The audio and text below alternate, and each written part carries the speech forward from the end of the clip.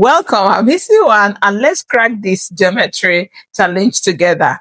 We have this diagram. We have a triangle. You see that the sides are not equal. We call this kind of triangle a scalene triangle, and inscribed inside is a circle.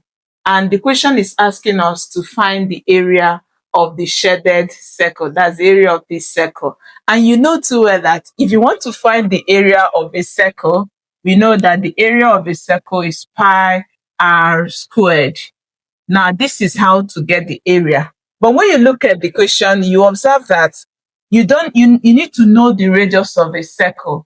And the radius of a circle is that line that runs from the center touching the circumference. Remember that this is the circumference. So this line that runs touching here is the radius. But we don't know the value. How do we get the radius for us to find the area? Don't worry yourself. I'm going to take you through that step by step. It's just so easy. So let's do that together. We begin with our solution.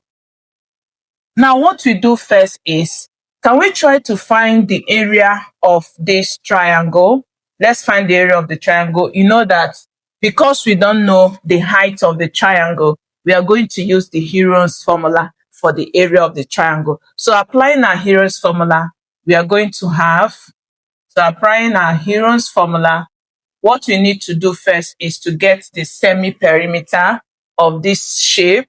So in that case, you have it that the semi-perimeter is equal to, add the three sides. So we have 13, add 14, add 15. Then you divide it by 2. So if you do that, if you add this gives us 27. This gives us 42 divided by 2. It gives us, so we have 42 divided by 2 gives us 21. So the semi-perimeter of this triangle is 21. Now we're going to use this 21 to find the area of the triangle. And if you are a returning viewer, thank you for choosing to learn to us. It means a lot. If you're still new, why not hit that subscription button? Make sure your notification bell is on because we have updates for you every day. And if you like what you do, don't forget to give us a thumbs up, share with others. We keep solving to half. So let's work it out here. So we have that the area of the triangle will now be square root of this semi-perimeter. We have S into, we are still using the Heron's formula, S into S minus A into S minus B and S minus C. So this gives us the area of a triangle when the height is not given. Now, which one is A, B, and C? They are the size of the triangle. So anyone can be your A, this can be A, this is B, this is C. So if you apply it here, we have area will now be square root of, our S we have seen is 21. So we have 21 into 21 minus 13 into 21 minus 14 into 21 minus 15. So what do we do next? This is still going to give us A is equal to square root of 21. If you subtract this, you are multiplying. Subtract this, it gives you, this will give us 8. Then subtract this, it gives us 7. Then subtract this, it gives us 6. So if you multiply this, we have area will be square root of, let's multiply this to have 7,056. So if you take the square root of this, we have it that the area of the triangle will give us 84 square units. But remember, the equation is not on triangle. The equation is on the circle. Now, what do you think we should do next? Let me show you what to do. Now, what if we try to create more triangles from this big one? We can find smaller triangles from here. If you do that, we can, from the center, just draw a line to touch the vertex. So if you do that, we have join it to this, then draw another line from the center to touch this vertex. You can also draw one from here.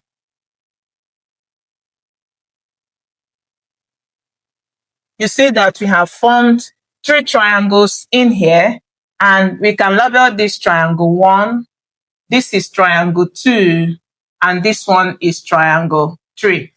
Now, what do we do with this triangle? Remember that we can find the area of each of these triangles. And for the area of a triangle, we know it that the area is half base multiplied by height. Now, how do we get the height of the smaller triangles? We can get the height. Remember that when you have your triangle drawn, the height is the line from the apex touching this base. We call it the perpendicular height. Now, if you form this triangle, you see that this has given you that triangle. So the height will be from this apex to touch the base. This gives you the height. And automatically, this height of the triangle is the same as the radius of the circle.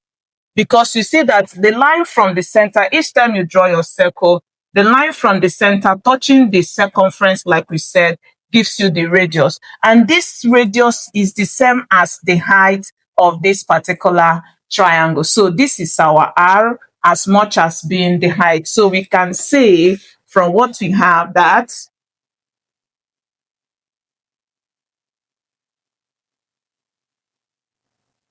the area of triangle 1 will now be half multiplied by the base. Let's go with this is triangle 1. So let's also create the height, which is also the radius. So the area of triangle 1 will now be half. The base for triangle 1 is this. This is the base, and that is 13 multiplied by the height of this triangle 1. This is the height, and this height is the radius. So this is what we have. So this has given us the area of triangle 1. Let's leave it. Then for the triangle 2, what do we do? Go back. This is the base. This is our triangle 2, and this is the base, which is 15. Here is the base, and this is the height. The height, you know, is the same as the radius of the circle. So we have it that it is half multiplied by the base, then multiplied by R. This has given us the area of triangle 2. Now, the area of triangle 3, this is triangle 3. This is the height, which is the same as the radius of the circle. And then the area will now be half multiplied by the base is 14, then multiplied by the radius, which is R. So this has given us the area of triangle 3. Now, you know that it is the area of these triangles when summed together gives you the total area. So in that case, let me show you what you have now. So if we add these 3 areas together, it still gives us the big shape. So it means that the area of the triangle will now be half multiply this, which is multiply. So that is giving us, if you simplify this, it gives us 13R over 2. Add it to the second triangle. For this one, it's going to give, remember, this is over 1. So it gives us 15R over 2.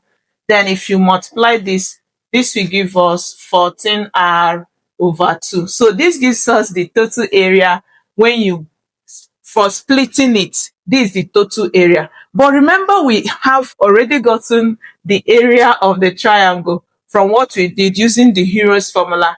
We have it that the area of triangle gave us 84 square units. So in that case, it means that this area, which we got by splitting, is the same with the total area, which we got by Hero's formula. So it's going to be this area, which is 13R over 2 plus 15R divided by 2 plus 14R divided by 2 should be equal to 84.